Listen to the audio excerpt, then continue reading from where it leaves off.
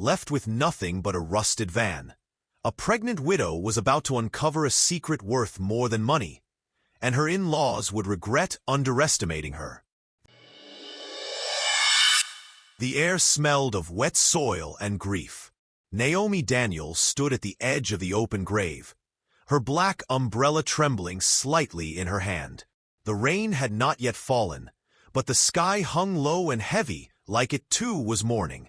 Her other hand rested on the swell of her belly, a 7-month reminder of the life still waiting to be born. Beside her, Isaiah, only 10 years old, clung tightly to her coat sleeve. His small fingers dug into the fabric like he feared that if he let go, the earth itself would swallow them both. His eyes darted between the coffin being lowered and the stiff figures of his father's family who carried his blood, yet looked at him as if he were an inconvenience. Murmurs drifted through the small crowd. Such a shame. He was still so young. But you know his family. She won't last a month without him. The words were soft, but Naomi heard them clearly, each one cutting deeper than the last. Her in-laws stood across from her, dressed in perfectly tailored black suits and dresses, their faces pale and dry. No tears, no warmth, no kindness. They stood like statues carved from cold stone. Naomi lowered her head, not out of weakness, but because she understood something very clearly in that moment. She was not wanted here. She had never been wanted here. From the day she married Daniel, her late husband, they had made it known she was an outsider. And now that he was gone, they no longer had reason to pretend otherwise. By the time the final clod of earth thudded against the coffin, Naomi's shoes were soaked through. The damp earth clung to her hem, as though trying to pull her down with it. She swallowed the lump in her throat and tightened her grip on Isaiah's hand.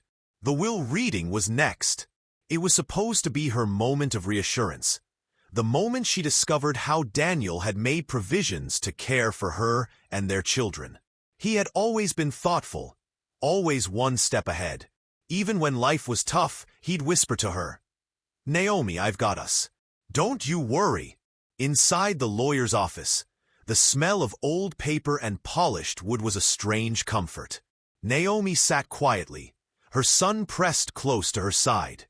Her heart pounded in her chest, but she forced herself to breathe slowly. The lawyer opened a folder, his voice calm, formal, steady. "To my wife, Naomi Daniels," he read aloud. "I leave our home at 14 Meadow Lane, all my shares in Daniels and Bloom Floral, and the 1972 van." Naomi exhaled. Relief loosened her shoulders. The house, the business, and yes, even the old van Daniel had loved for reasons she never fully understood. At least now, she thought, Isaiah and the baby would be safe. But before she could even taste that relief, a sharp laugh sliced through the air. Her sister-in-law leaned back in her chair, eyes glittering. "Oh no, that's not how it works." Naomi blinked. "Excuse me?" Her father-in-law leaned forward, his tone hard and clipped. "The house and the business are family property. You only married into it. You don't own it. The only thing you'll get is the van. Frankly, you're lucky we're letting you have even that." The lawyer frowned, flipping through the papers. "That's not what." "Enough," the older man barked, cutting him off. His voice cracked with authority, like someone used to being obeyed without question. "You want a fight? Take us to court. Let's see how far you'll get while pregnant, with no money and no husband." The room tilted. The smell of stale coffee stung Naomi's nose. She felt Isaiah's grip on her hand tighten, his small body pressed against her as though he could shield her. She opened her mouth to speak, but no words came. 15 minutes later, Naomi found herself standing outside in the drizzle, a single set of van keys cold in her palm. Behind her, muffled laughter floated from the office. They had thrown her out like she was nothing. On the walk to the van parked behind the funeral hall, Isaiah kept glancing up at her, his eyes wide, silently asking if this was all a mistake. Naomi didn't answer. Each step she took felt heavier, as though the world itself was pressing down on her shoulders. When they reached the van, she ran her fingers over its battered side. Rust flaked off beneath her touch, staining her fingertips orange. One of the back doors sagged awkwardly, and the driver's side mirror was held together with duct tape. This was her inheritance. Naomi closed her eyes, letting the drizzle wash down her face. For the first time that day, a strange, quiet thought entered her heart. If this is all they've left me, I'll make it enough.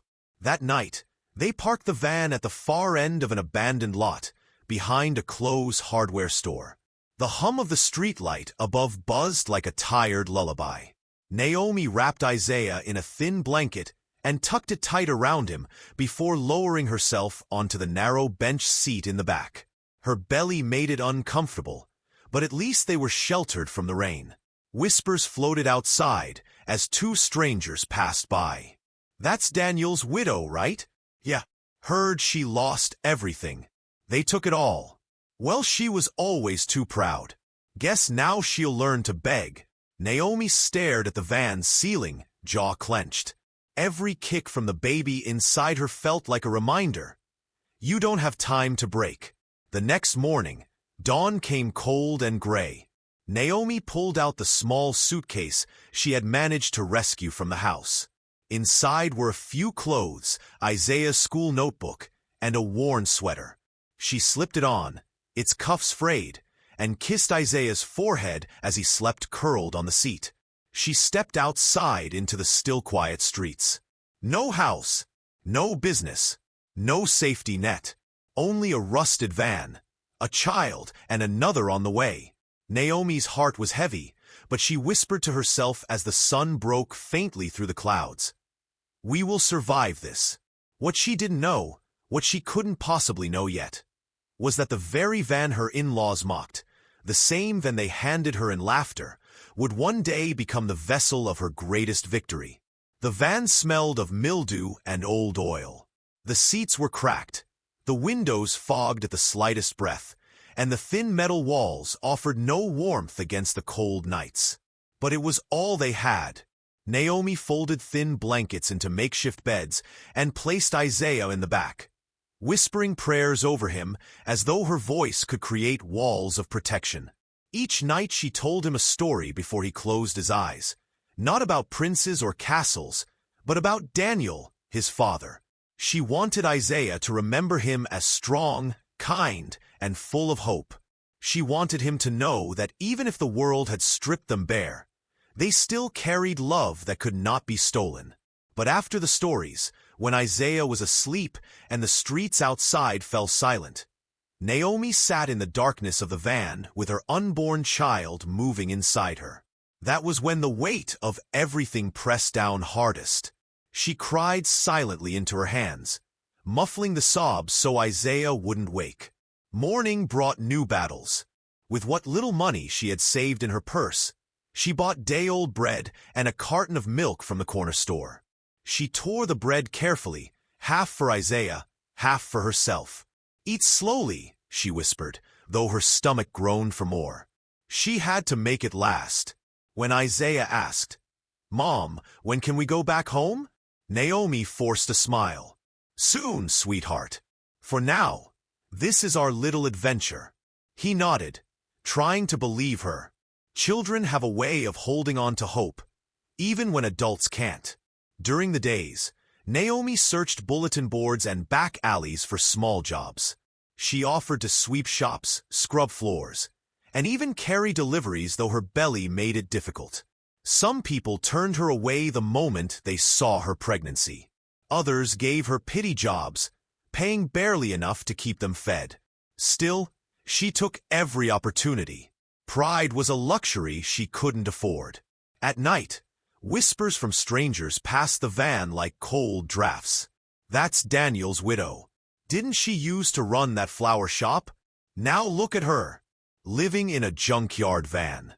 Each comment was like a stone thrown at her spirit. But Naomi had grown used to swallowing pain. She let the words roll over her, even as they cut deep.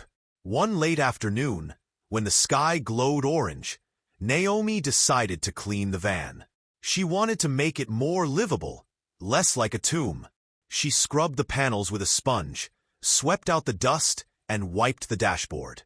Every corner of the van carried Daniel's fingerprints. He had tinkered with it for years, always insisting it was worth keeping. Naomi used to laugh at him for it. "Why waste time on that rust bucket?" she had asked. But Daniel only smiled, saying, "One day, Naomi, you'll see why it matters." Now those words returned like an echo. As she worked on the back door, her sponge snagged on a rough patch.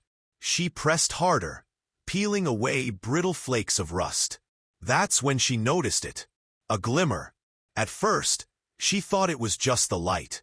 But as she rubbed harder, the patch widened, revealing not gray steel, but a warmer, denser color. Something smooth. Something unusual. She leaned closer. Her breath caught. It wasn't rusted metal at all. It was gold. Naomi froze. Her hands trembled as she touched the spot again. The glow was unmistakable. The panel beneath the rust wasn't ordinary steel. It was lined with gold. Her heart raced, not with wild joy, but with caution. She remembered Daniel's quiet attachment to this van. How he had always insisted they never sell it. Could it be? Had he hidden something within it? Something that only she was meant to find? Naomi sat back on the cracked seat, clutching her stomach. Tears welled in her eyes, not just from the shock, but from the strange realization that maybe, just maybe, her husband had left her a secret lifeline. But she didn't shout. She didn't tell Isaiah. She didn't run into the streets with the news. No. Naomi understood one thing immediately. This was not just gold, it was a secret. And secrets had to be protected. That night, as Isaiah drifted to sleep beside her, Naomi lay awake staring at the roof of the van.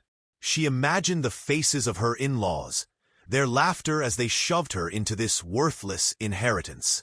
They thought they had destroyed her, but they had unknowingly handed her the key to freedom. Still, she knew she had to move carefully. If anyone found out too soon, she and her children would be in danger. So she whispered to herself in the darkness, "Not yet." The days that followed were a delicate dance. Naomi carried on as though nothing had changed. She scrubbed floors, carried groceries, and returned each night to the van. But secretly, when no one was watching, she tested the panels. She discovered that strips of gold were hidden beneath the rust all around the van. Some pieces were small, thin enough to slide into her pocket. One weekend, when Isaiah was at a nearby playground, Naomi pried loose a narrow strip from inside the rear door.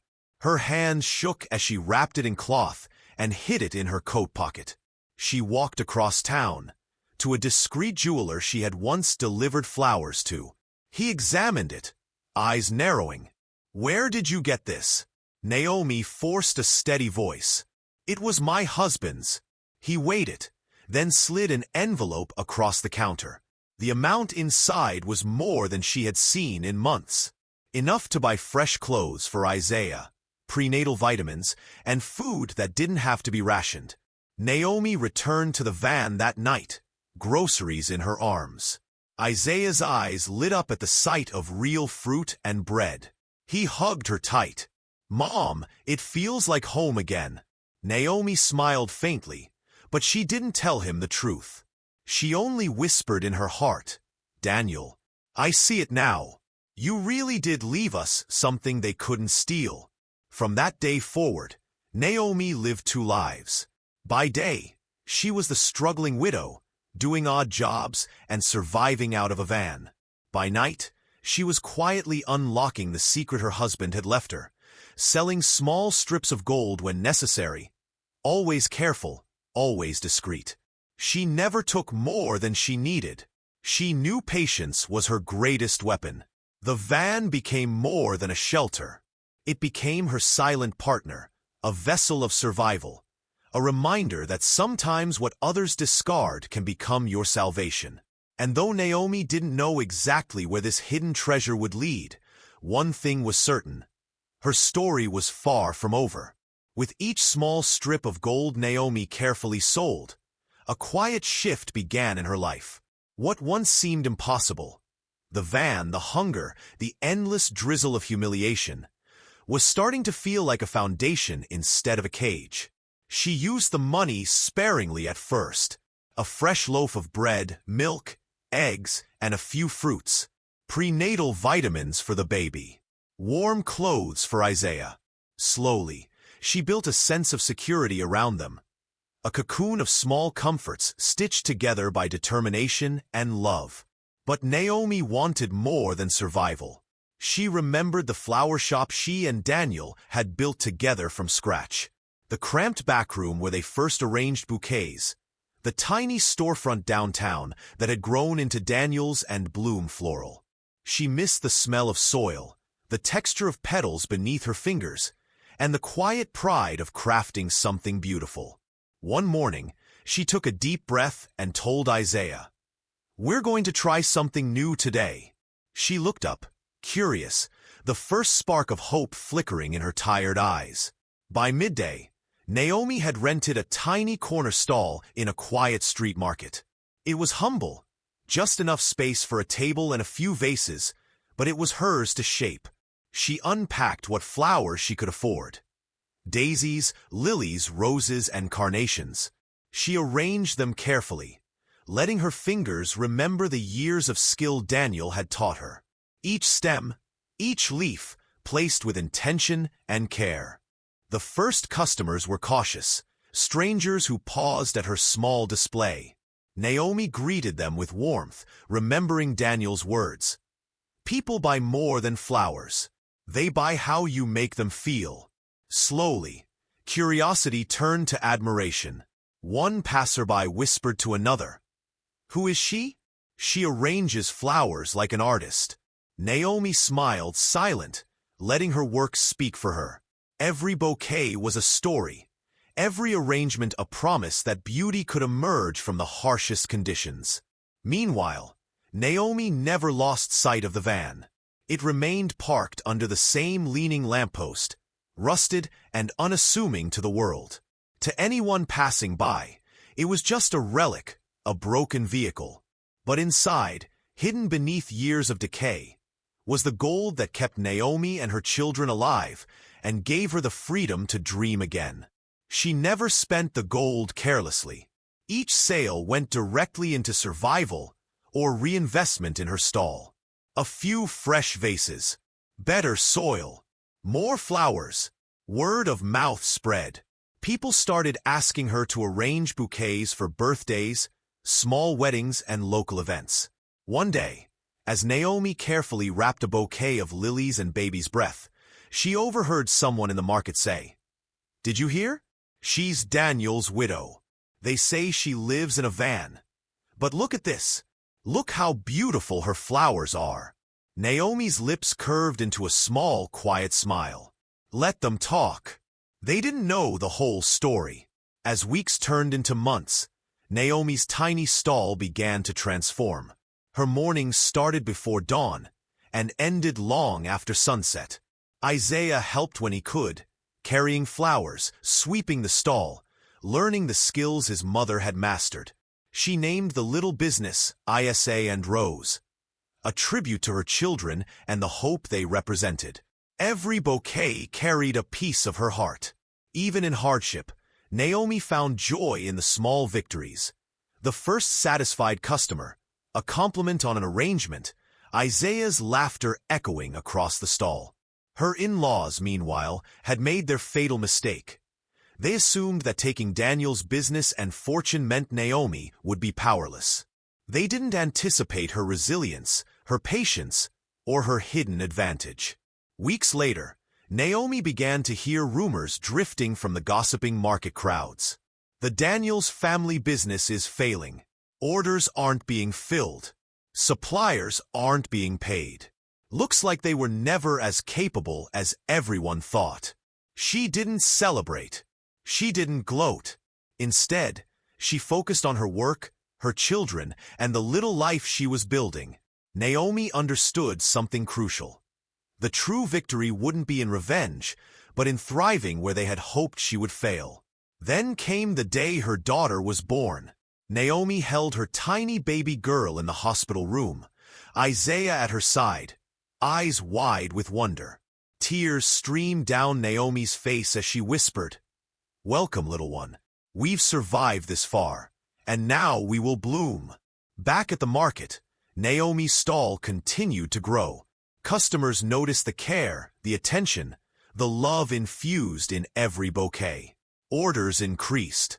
She reinvested wisely, turning the humble stall into a proper corner shop with a sunlit window, fresh flowers arriving daily, and the name Isa and Rose painted in elegant gold script. By the time the first anniversary of Daniel's passing arrived, Naomi had created something beautiful from ashes. She no longer lived in the van, though it remained parked quietly under the same lamppost. It had served its purpose, a humble shelter that hid the secret fortune which had made this rebirth possible. The irony wasn't lost on her. The van her in-laws mocked, the one they assumed was worthless, had been the vessel of her survival. And now, the life she and her children led was richer. Not just in money, but in independence, dignity, and purpose. Even the market regulars whispered now. The widow who lived in a van is now running the best flower shop in town. Naomi's hands moved swiftly over petals and leaves as she arranged another bouquet, a subtle pride blossoming in her chest. She wasn't angry at her in-laws anymore. Not really. Their greed and arrogance had built the very foundation of her strength. She had turned their cruelty into opportunity, their laughter into motivation. Sometimes, late at night, Naomi would sit in her corner shop, watch Isaiah and her newborn daughter sleep in the soft morning light, and gaze toward the van through the window. Rusted, quiet, unassuming, no one passing by would guess that its battered shell had changed everything. And she knew, finally, that the true gold, the one her husband had left her, was not only the metal hidden under the rust, but the courage, patience, and love that had turned hardship into triumph. The day they returned, Naomi was arranging lilies in her corner shop. The morning sunlight streamed through the windows, making the petals glow like flames. Isaiah was sketching in a notebook nearby, and her newborn daughter slept peacefully in a woven basket beside her. The bell above the door chimed, and Naomi glanced up without looking fully. Two figures stepped inside. The first was her father-in-law, thinner than she remembered, his once proud posture slouched, the fine suit he had worn to command respect now worn at the elbows. Behind him trailed her sister-in-law, who no longer carried the effortless superiority Naomi had once despised. Naomi's fingers continued their work, tucking eucalyptus and roses together with precise care. She did not look up immediately. She let the silence hang like a curtain, letting them feel the weight of their entrance. Her father-in-law cleared his throat, voice quieter than she had ever heard it. "Naomi, we've had a rough patch. The house is gone. The business too. We need a place to stay. Just until..." Naomi didn't stop working. Her hands moved over the stems, her touch steady, calm. She tied the final ribbon with care, her heart steady, unshaken by their words. Finally, she spoke, soft but firm. "I remember," she said, "the day you told me the van was all I deserved, that my children and I deserved nothing good. Do you?" Her sister-in-law's eyes darted to the gold-lettered sign above the shop. Isa and Rose, then to the gold-plated pen Naomi used to write receipts. The realization flickered in her eyes. Naomi's father-in-law glanced around, eyes wide, seeing the thriving shop, the fresh flowers, the sense of order and care he had never understood. Naomi slid the finished bouquet across the counter to the waiting bride. "I'm afraid I don't have room," she said gently, "for people who once tried to break me. Some things are too small to hold the weight of those who do not understand respect." Her father-in-law opened his mouth, but no words came. Her sister-in-law swallowed, looking down at the floor. The little bell on the door chimed like punctuation as they left, without another word. Naomi exhaled slowly. It wasn't revenge she tasted. Not satisfaction, not gloating. It was something far deeper. Freedom. She turned to her children. Isaiah looked up, awe in his young eyes, while her daughter stirred in the basket, tiny fists curling in sleep. Naomi smiled, brushing a stray petal from the counter. They had survived. They had built something that no one could ever take from them. Even the van, which remained parked under the leaning lamppost, had served its purpose. Rusted, quiet, unassuming, it was a reminder that strength often comes from the most unexpected places. Naomi had turned the object of their mockery into a tool of survival, a stepping stone to a life she could call her own. Over the next few months, Naomi's shop continued to grow. People came not just for flowers, but for the way she made them feel. Each bouquet was infused with care, thought, and a quiet resilience. She remembered every name, every occasion, slipping small sprigs of baby's breath into each arrangement for luck, for protection, for love. Meanwhile, news of her in-laws' downfall spread through town. Carter Floral Chain declared bankruptcy. The family home listed for sale. Naomi read the news quietly, without a smile, but with an inner calm that only comes from knowing justice has a way of arriving, even without your intervention. Life had returned balance. Naomi's children thrived in a home filled with warmth, love, and the scent of flowers. Isaiah learned to care for plants, to nurture them patiently, understanding that growth took time and care. Her daughter, though too young to understand, grew up surrounded by the calm confidence of a mother who had faced ruin and emerged unbroken. Sometimes, Naomi thought about her husband. She imagined him standing in the doorway of the shop, arms folded, that familiar quiet pride in his eyes. She smiled at the thought, grateful for the life they had built together, and for the foresight that had given her the hidden gold, the secret that had saved them. And sometimes, just sometimes, she looked at the van, still parked under the lamppost, and whispered, "Thank you." Because the van, once a symbol of humiliation, had become a symbol of resilience. The gold within it had given her the means to rebuild, yes, but it was her courage, her patience, and her love that had truly built this life. Naomi knew something few people ever learned. True strength isn't about what you have. It's about what you do with what you are given. And as she watched her children play in the small courtyard behind the shop, their laughter filling the sunlit air, Naomi felt a profound peace. She didn't need the mansion, the stolen businesses, or even the family name. She had roots now, deep and steady, and they were hers alone. When customers asked about the old van, Naomi would smile softly. "It's just part of the story," she would say. And in that simple line was a truth so powerful it left people thinking long after they had walked away. Gold can hide in the ugliest places, and those who laugh at your worth may unknowingly hand you the key to your freedom. Naomi's journey from the cold rain at her husband's funeral to the sunlit corner shop was complete. Not because she had sought revenge, but because she had built a life strong enough to withstand the worst the world could throw at her. And in that strength, there was beauty. If this is your first time watching one of our videos, we'd love for you to hit that subscribe button. Your support means the world to us, and it helps us bring you even more powerful stories. Drop your thoughts in the comments and share it with a friend. Thank you.